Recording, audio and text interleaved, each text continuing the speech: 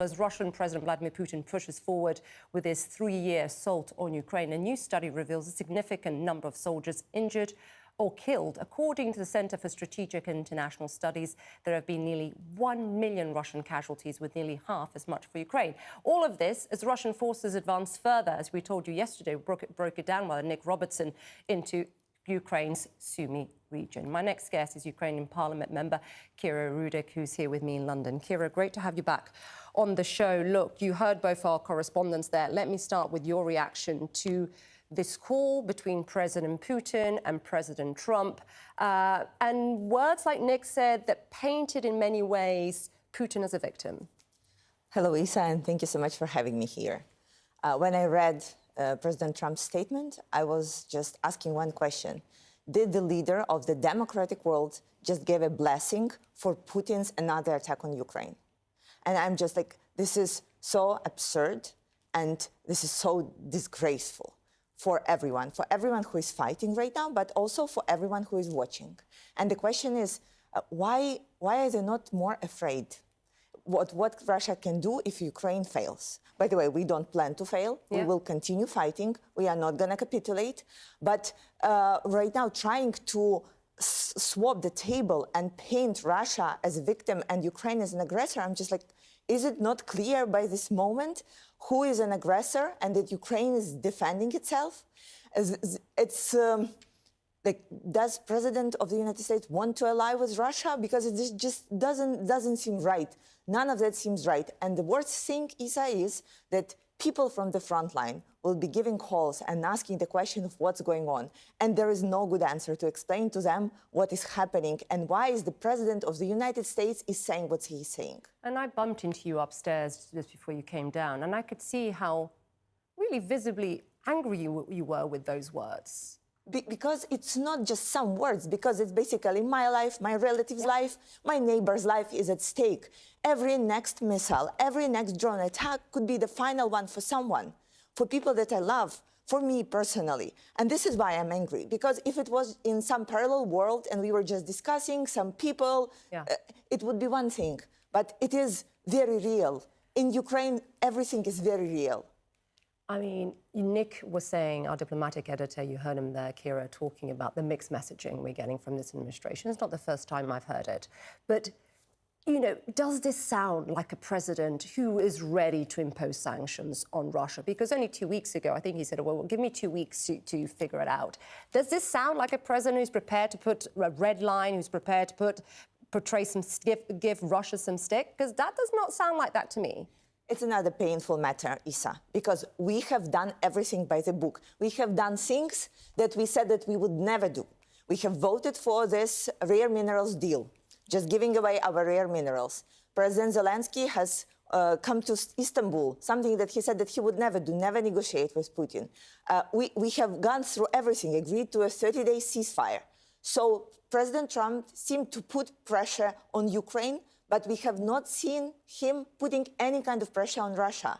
And it's not even mixed messages. It's a very straightforward message, which says, I will negotiate with aggressor and I will put a pressure on a victim. It is not leading us anywhere right now because there has not been any single fact that would prove that Putin wants to end the war. Because you know what these facts would be? He would just stop attacking us, or he would come to negotiating table. So this illusion that you can agree with Putin on something just exists in the White House right now, well, perhaps somewhere else in Kremlin. And this is why it is so painful, because we are losing time, we are losing people, we are losing the ability to get support from the United States. And it just seems such a bad message to all the world, to all the other aggressors who are clearly watching that they can start a full-scale aggression, commit all kinds of the war crimes, and then they can delay and play around. President Trump looks very weak right now because he didn't get anything from Putin as of right now for what he wanted from him, anything. Where then does this leave any sort of negotiations? As you heard me saying there, Pete Hegseth wasn't there, the US Defense Secretary wasn't in these talks. You know, Ukraine Defense Minister was there, along with 50 others or so, clearly standing united with Ukraine in terms of Europeans. But What is the message the United States is giving, and where does that leave any sort of ceasefire negotiations? Because, you know, Ukraine has showed up at every single meeting. Yeah, we have done everything. So I think we need to come back to Munich Security Conference when J.D. Vance was very clear saying that Europe needs to take care of its own security by itself. Yeah. So this is where we're going. Do you think this is where it's going? Do you think the US is going to pull out of this? Well, let's look at the facts. Yeah. If in 2 weeks or 3 weeks we will get additional package of the military support from US, then I will be wrong. But right now, we don't know if that's going to happen. But this is what Putin wants, Kira. Yeah, that's right. And this is why I'm asking why are people not afraid more of what's going to happen? Because again, coming back to the ceasefire question, again, the question is not answered.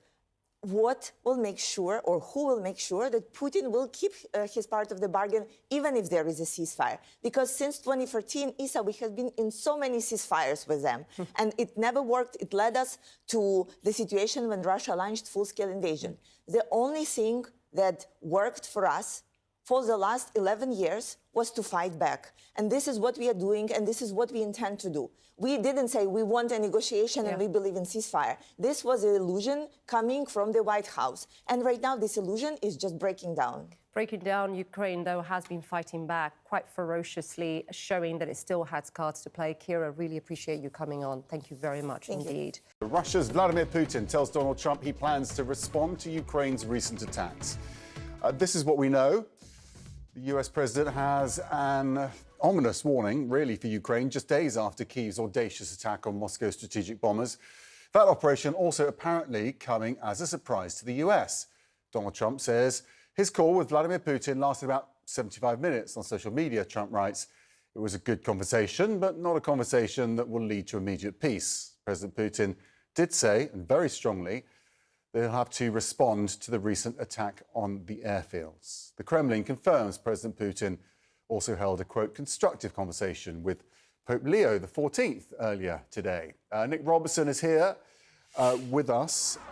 Just on the response from Russia, presumably you're not surprised by that. No, it does seem that President Putin is on a sort of a charm offensive, because apparently during his conversation with the Pope, he talked about how he was trying to reunite these many thousands of children that Ukraine says have been taken to Russia illegally. In fact, there's a war crimes charge against President Putin based on this. But he told the Pope, apparently, according to the Kremlin, that they were working hard to try to reunite these families. It was... In the way that the Kremlin presents it, it does seem that it was a sort of a charm offensive. Having the Kremlin already said, well, the Vatican isn't a good place to host peace talks between Ukraine and Russia, when for a while that had seemed like the thing to do. And I think when you move on and look at the conversation with President Trump, again, as you're saying there, Trump has a habit of echoing the person he last spoke to. And by saying... Putin told me I have to respond to Ukraine's audacious drone strikes on Russia's bomber fleet over the weekend. It was absent any of the language that said, and I told him, there's a better way. I told him, let's go for peace, or I told him this. It was absent of that. And then when you listen to some of the other things the Kremlin said about the call, which is blaming Ukraine for the breakdown in talks, accusing Ukraine of terrorism for blowing up a couple of railway bridges last weekend. Civilians inside Russia when this happened were injured and killed. But I think for those in Kyiv and who study the Kremlin's position closely, it will ring hollow that the Kremlin is accusing Ukraine of terrorism for killing civilians when Russia does that day by day, night by night. In terms of progress, as you say, you use the word absent. Has Donald Trump stepped back from this? I mean, what was the call about? It doesn't seem to be pushing for a deal in his language in the same way as he was. Yeah, one of the interesting things, this has been a day of two parts. The early part of the day was all about NATO and the US representatives there, the defense ministers meeting for tomorrow, and not present at the Ukraine defense contact group there. But we did hear from the US ambassador to NATO saying hugely important that NATO nations all give 5% of GDP towards their defense spending, because that's the requirement. The reason given is because the Kremlin is ramping up its military preparations and NATO needs to stay ahead of that. So it's sort of contradictory messages. And you also had, of course, Mark Rutte, the Secretary General at NATO, setting this up and saying, absolutely, this is going to be a big push. We have to equip more. We have to get our ammunition ready faster. He